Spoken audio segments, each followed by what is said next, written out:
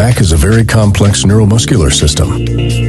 When the back is functioning properly, the system operates in harmony, sending and receiving healthy messages between the back and the cortex. When an injury to any of the anatomic structures within the back occurs, the brain receives painful signals and in response sends descending signals that inhibit local muscle contractions. With less activity, fat may begin to replace muscle.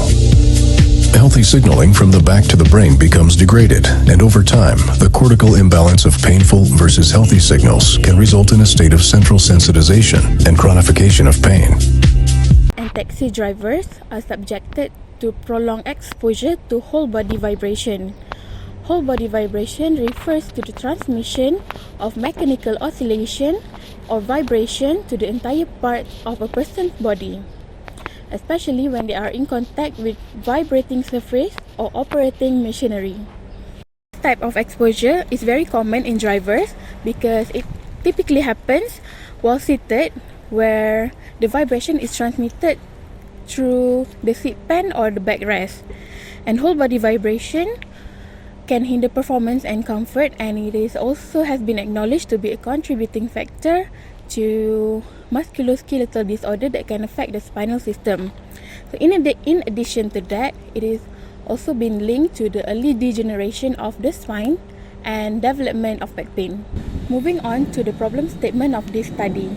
First of all, professional bus and taxi drivers often face substantial exposure to high level of whole body vibration, and this can increase the likelihood of developing musculoskeletal disorder and other health concerns.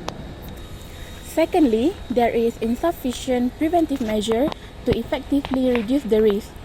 And in this scenario, drivers are left open to harmful effects of whole body vibrations, and this can affect their health and safety at work.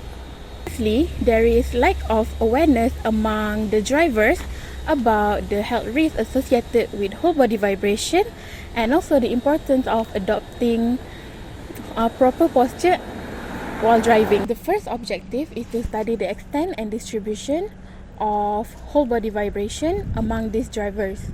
Secondly, is to develop and implement preventive measures to mitigate health risks, focusing on encouraging the safety and well-being of the drivers. And lastly, is to evaluate the effectiveness of drivers' education and promoting the importance of maintaining good posture and technique. How many they pay? They pay how many? So hurts yeah at hours driving as a taxi driver. Hey! Thank you, Fatah, for the explanation. Now, moving on, let's discuss on how we came across the articles and journals for our topic.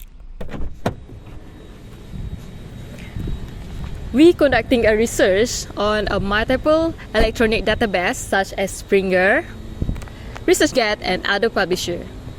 Our search keywords include whole body vibration, bus drivers, taxi drivers, and also low back pain. We also do a hand search from a related journals from the reference to include the inclusivity. Studies focusing on non-available instrument and non-standardized data such as difference hour to assess the whole body vibration among drivers are excluded. After a thorough screening, 7 studies met our criteria. For each study, we use a standardized template. It's included the reference, the objective of the study, the location, the instrument used, the daily vibration exposure, and also the effect. Finally, we review and assess our studies using the established criteria to ensure its validity and reliability of our findings. Now let's talk about the effects of vibrations on bus and taxi drivers. Let me start with bus drivers first. Research conducted by Siti Nur Atikah was focused to investigate about the vibration in Malaysia. This research was using an accelerometer as instrument. Based on the result, daily vibration exposure obtained 0.5467 meter per second, which does not exceed the limit. While for Delaware, the research is about lower back pain and was conducted in Bangladesh. The research itself was conducted by spreading the questionnaire. Rocha and Nunes also conducted study related to whole body vibrations in some countries, such as America and Sweden. They also use accelerometers as instruments. Based on these three research, back pain, muscle ache, musculoskeletal disorders, and arthritis are health problems that harm the drivers. This happens because the driver drives for a long period of time. Also, it shows that even though each research was conducted in different countries, the effects are still the same. Now let's move on to the next point, which is on taxi drivers. A study conducted by Kurtul is related to low back pain and risk factors. In order to obtain data, conducting questionnaire is the only option chosen, and Turkey is the location for the conducted it. As a result, low back pain and postural strain in lumbar spine are health problems that are suffered by the drivers.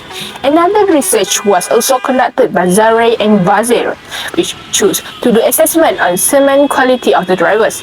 They conduct the study in Tehran and choose to use demographic and health questionnaire.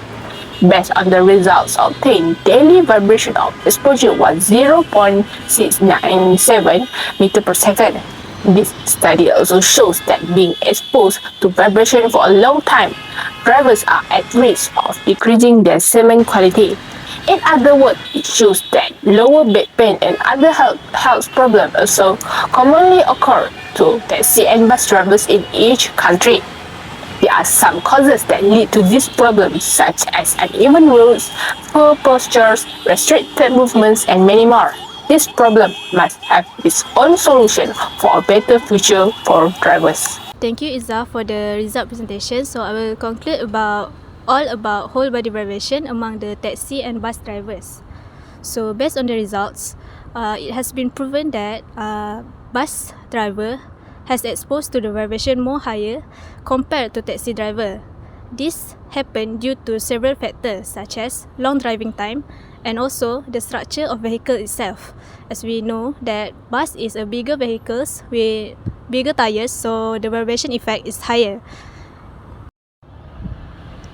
Next, our study has provided evidence that targeted intervention that can be reduce the whole body vibration among the professional taxi and bus drivers.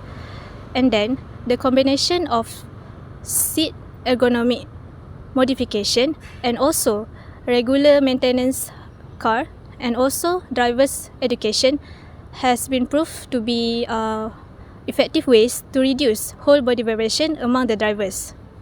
Next, our study has highlighted that it is important for the transportation companies to provide the comfort seat for the drivers. This is to reduce the whole body vibration and also to reduce health effects. Additionally, by improving drivers' comfort can also enhance the drivers' and job satisfaction and also reduce the absence. It also can beneficially for both sides, which is drivers and also the company itself. Happy drivers, happy passengers.